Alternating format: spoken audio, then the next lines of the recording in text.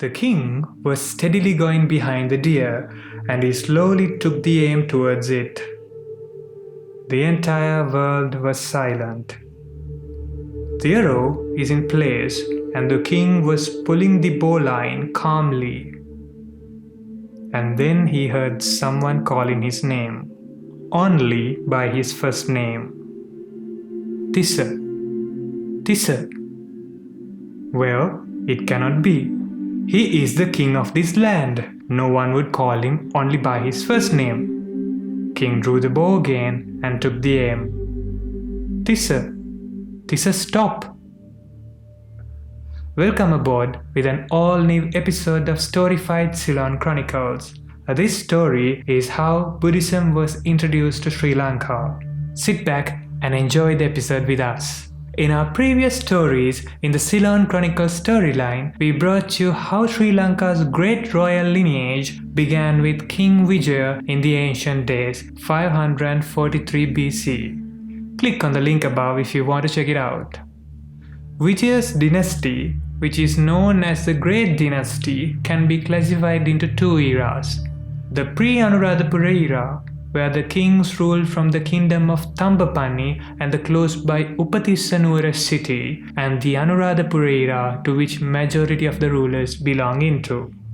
King Vijaya, the first Sri Lankan king, ruled from Thambapanni, and after his demise, his advisor Upatissa controlled the country in the inter-regnum from close by Upatissa Nuwara. Thereafter, King Panduvasadeva, King Abhaya and Prince-regent Tissa ruled from there as well. However, Upatissa is not considered the king for obvious reasons. He just took care of the country. And the last ruler, Tissa, also never got to consecrate the kingship, as he had been appointed the prince-regent by his 8 younger brothers on the condition only to be consecrated king after he had finally defeated his nephew Pandukabhaya, which never happened.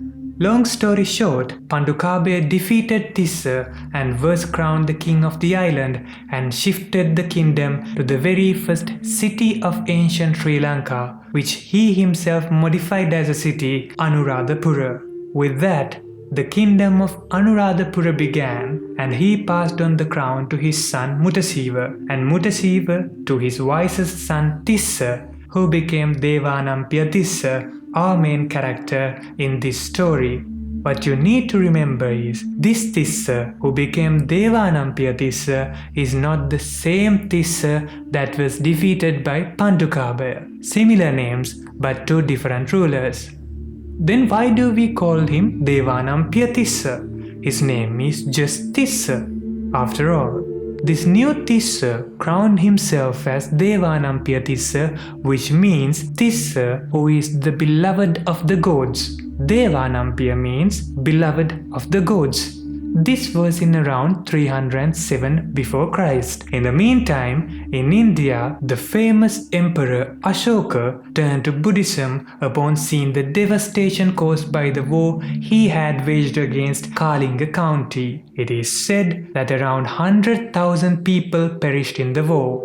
Sri Lankan royals were keeping in touch with the Indian Mauryan lineage, and it's believed that Prince Tissa of Sri Lanka was already exchanging letters and even gifts with Ashoka even before their coronations. Ashoka sent him the news of him being converted to Buddhism. The exact message he sent was, "I have taken the refuge in the Buddha, his doctrine and his order. I have declared myself a lay disciple in the religion of Sakya's son. Seek then, O best of men, refuge in these best of gems, converting your mind with your believing heart." Ashoka was the first to take the name with the title of Devanam Piya and called himself Devanam Piya Piyadasi. Piyadasi was another name Ashoka used to call himself. But what's important is he even took the title Devanam Piya, or beloved of the gods. Ashoka was the first to take the name with the title of Devanam Piya and called himself Devanam Piya Piyadasi. Prince Tissa was impressed by the title, and upon his coronation he also seemed to have used the title Devanam Piya as a gesture of his friendly relationship to the Mauryan dynasty. But they did not only share the titles. It is said in Mahavamsa that a great treasure unearthed naturally upon the coronation of the wise king Tissa. Parts of this nature's signal of suitability to kingship was then sent to his best friends, including Ashoka the Great. Emperor Ashoka, being overwhelmed by the valuable gifts, decided to gift his most valuable possession, Buddhism, to King Tissa. However, this was not the only reason. In Ashoka's era, under his patronage, the Third Buddhist Council was held in order to purify Buddha Sasana. It was decided here under the leadership of Moggali Upatissa Thera to send missionaries to different regions to preach Buddhism and to establish the Sasana there belonging to Pali canon of Theravada. Accordingly, Emperor Ashoka was already proliferating Buddhism in the region, and his eldest son Mahinda or Mihindu was already an Arhat Thero. Arhat is one of the highest spiritual attainments described in Buddhism. Mahinda Thero then travelled to Sri Lanka with his Theras Ittiya, Uttiya, Sambala, Bhaddasala and the student Sumana Samanera, who was the son of Mahinda Thera's lay life sister Sangamitta. Lay disciple Panduka was also with them, as he was a prince closely in relation to Emperor Ashoka. Thus, on the holy day where full moon set forth of the month of June, Mahinda Thero travelled to Sri Lanka from Maya and alighted on the Mount Missaka. Today, this mount is known as Mihintale. Thero Mahinda was the person who called out the king only by his first name. Remember the deer the king was chasing after? Well, that was no ordinary deer at all. Legend says that it was the god in charge of the mount who deceived the king to bring him to the foot of the mount. Thero Mahinda had seen in his mind that king would go hunting on that day with around 40,000 of his men. Thero spoke in a way that only king could hear, and king initially thought it could be the demons. We have told you that demons or the Yakshas were a superhuman tribe that lived in the ancient Sri Lanka. But as Mahinda Thero explained who he was, saying that they are the disciples of the Lord of Dhamma and have visited Sri Lanka from India in compassion towards the king. Samanamayan Maharaja, Dhammaraja Sasavaka, Taveva Anukampaya, Jambudvipa Idhagata. O king, we are the adherents of the Enlightened One, the Buddha who had revealed the noble path to the total liberation, and have visited you from Dambadiv through compassion. Mahinda Thero tested the wisdom of the king, and upon realizing that he is wise enough, Thero preached Dhamma to the king.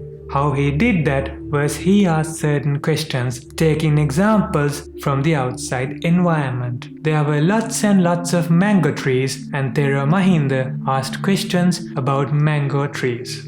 Upon realizing that the king is wise enough, Thero preached Chullahatti Padopama Sutta, eventually making king and 40,000 of his men to embrace the faith. Amazingly enough, this took place more than 2,300 years ago, in the year of Devanam Piya's coronation 307 before Christ.